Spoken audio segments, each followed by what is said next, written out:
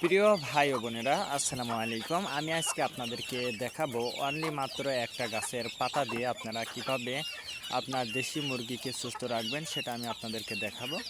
অবশ্যই ভিডিওটা না টেনে শেষ পর্যন্ত দেখবেন। অনলি মাত্র একটা গাছের পাতা দিয়ে, যেহেতু এখন শীত পড়ছে, এখন কিন্তু প্রচণ্ড শীত। এই শীতিতে আপনারা কিভাবে দেশি মুরগির বাচ্চাকে বা বড় মুরগিকে সুস্থ রাখবেন, সেটা আমি আপনাদেরকে বিস্তারিত দেখাবো।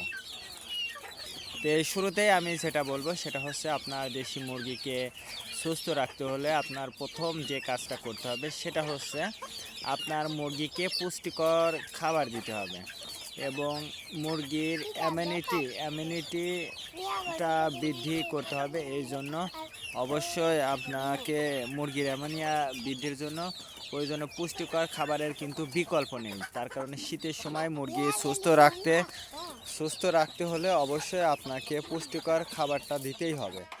আর এই পুষ্টিকর খাবার আপনাকে যদি নিয়মিত খাওয়াইতে পারেন, ইনশাল্লাহ আপনার মুরগির বাচ্চাগুলো কিন্তু সুস্থ থাকবে ইনশাল্লাহ। আর সুস্থ রাখার জন্য আপনাকে অবশ্যই কিছু কাজ করতে হবে। প্রথম যে কাজটা সেটা হচ্ছে পুষ্টিকর খাবার দিতে হবে।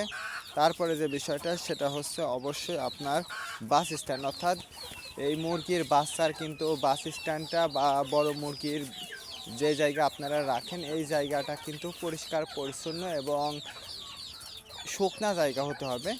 তার কারণ এখন যেহেতু শীত পড়ছে, শীতের সময় শুকনা জায়গা ছাড়া অটোমেটিক যদি আপনার ভিজা জায়গা, অর্থাৎ মুরগির যে লিটারটা, ওই লিটারটার উপরে যদি মুরগির বাচ্চা বা মুরগিটা যদি থাকে, সেক্ষেত্রে কিন্তু আপনার মুরগির ঠান্ডাজনিত সমস্যাটা হওয়ার সম্ভাবনা 100% থাকে। তার কারণ ভিজা জায়গায় রাতে থাকলে এমনি ঠান্ডার সমস্যা হবেই।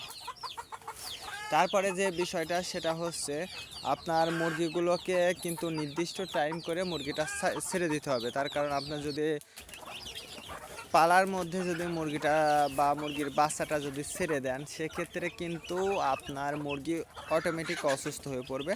তার কারণে শীতের সময় অসুস্থ হওয়াটা কিন্তু স্বাভাবিক। যদি আপনি মেনটেন করে চলতে পারেন বা মেনটেন করে মুরগিটা যদি পালন করতে পারেন, সেক্ষেত্রে কিন্তু আপনি আপনার মুরগিগুলোকে সর্ব অবস্থাতে সুস্থ রাখতে পারবেন। এবং মুরগির ঘরটা কিন্তু চারিদিকে ঘিরে রাখতে হবে। আপনি যদি মুরগির ঘরটা যদি চারিদিকে সুন্দরভাবে, যাতে ঠান্ডা আবহাওয়াটা যাতে মুরগির ঘরের মধ্যে না ঢোকে, এরকম একটা ঘরে ঘিরতে হবে। তার কারণ সেটা ব্রয়লার মুরগির ক্ষেত্রে হোক, ফার্মি মুরগির ক্ষেত্রে হোক বা সোনালী মুরগির ক্ষেত্রেই হোক। তো ফার্মি মুরগিকেও কিন্তু আপনারা চাইলে এই গাছের পাতা, আমি যে গাছের পাতাটা দেখাবো, এই গাছের পাতা দিয়ে কিন্তু আপনারাও আপনার ফার্মি মুরগিকেও কিন্তু সুস্থ রাখতে পারেন। আর বিশেষ করে যারা পাকিস্তানি দেশি, অর্থাৎ পাকিস্তানি মুরগি যারা পোষেন ছেড়ে দিয়ে দেশি মুরগির মতো, অবশ্যই আপনারা যদি একটু চেষ্টা করেন যে মুরগিটা, যারা বিশেষ করে আমার মতো ছেড়ে দিয়ে মুরগিটা পালন করেন, তে তারা যাদের আছে ফার্মি মুরগি বা পাকিস্তানি মুরগি আছে, তারাও কিন্তু এইভাবে চিকিৎসা করলে ইনশাল্লাহ আপনার মুরগির বাচ্চা বা মুরগিগুলো কিন্তু সুস্থ থাকতে পারে। আর মুরগিকে সুস্থ রাখার জন্য আপনাকে অবশ্যই ফার্মি মুরগিকে ঘিরে রাখতে হবে, কিন্তু আমাদের দেশি মুরগির মতো বা পাকিস্তানি মুরগি বা ফার্মি মুরগি, আমাদের দেশি মুরগির মতো কিন্তু এতটা রোগ প্রতিরোধ ক্ষমতাটা কিন্তু তাদের নেই। সেক্ষেত্রে আপনাকে অবশ্যই মুরগির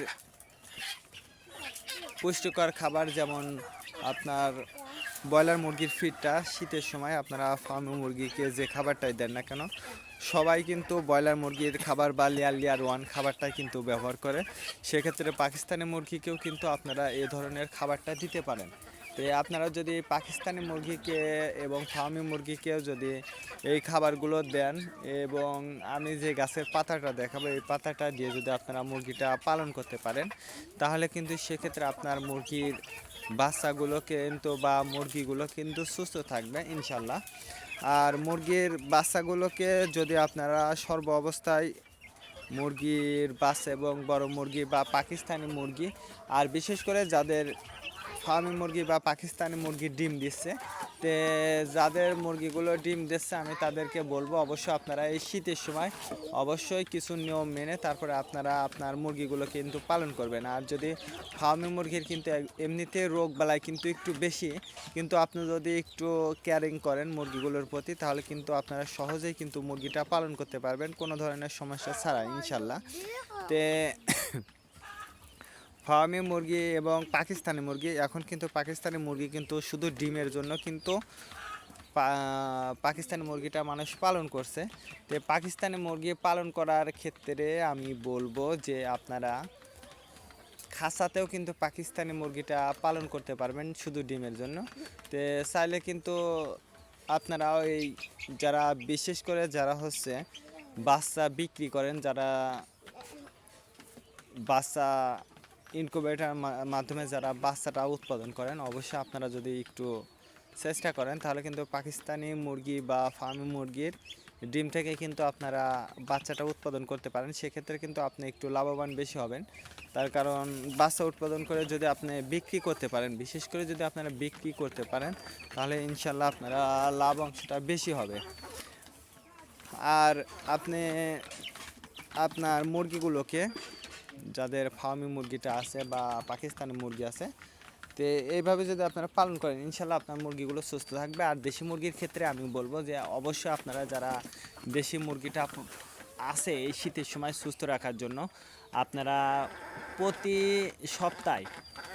সপ্তাহে একদিন অথবা 2 দিন করে দেশি মুরগিকে অবশ্যই যে কোনো আমার যে ভিডিওগুলো দেওয়া আছে যে জায়গা থেকে আপনারা গাছের পাতা, যে কোনো একটা গাছের পাতা দিয়ে আপনারা আপনার মুরগির কেউ যদি সকালে খাওয়াইতে পারেন তাহলে ইনশাল্লাহ দেখবেন যে আপনার মুরগি সুস্থ আছে। তো দেখুন আমি এই যে এই গাছের পাতা, এই গাছ কিন্তু চেনে না এমন কোনো ব্যক্তি নেই কিন্তু। তো এই গাছ কিন্তু গ্রামের সব জায়গায় পাওয়া যায়, এটা হচ্ছে বড়ই গাছ। তো এই বড়ই গাছের পাতাটা আপনারা থেতলা অর্থাৎ রস করতে হবে। তো এই রসটা করে তারপরে আপনারা আপনার ফার্মি মুরগি, দেশি মুরগি, পাকিস্তানি মুরগি, তো এই মুরগিগুলোকে কিন্তু দিতে পারেন। আর বড়ই গাছের পাতা এর গুণগত মান কি আপনারা সবাই জানেন, বিশেষ করে যারা গ্রামে বাস করেন। সেক্ষেত্রে মুরগিকে সুস্থ রাখার বড়ই পাতার উপরে বিকল্প আপাতত সহজে নেই, তার কারণ এই বড়ই পাতাটা কিন্তু শুধু মুরগির জন্য না, মানুষের জন্য কিন্তু একটা উপকারী পাতা। তো আপনারা যদি নিয়মিত এই পাতাটা সেবন করতে পারেন আপনারও অ্যালার্জির সমস্যা, ঠান্ডাজনিত সমস্যা দূর হয়ে যাবে ইনশাল্লাহ। তো আপনার মুরগির যদি ঠান্ডা এবং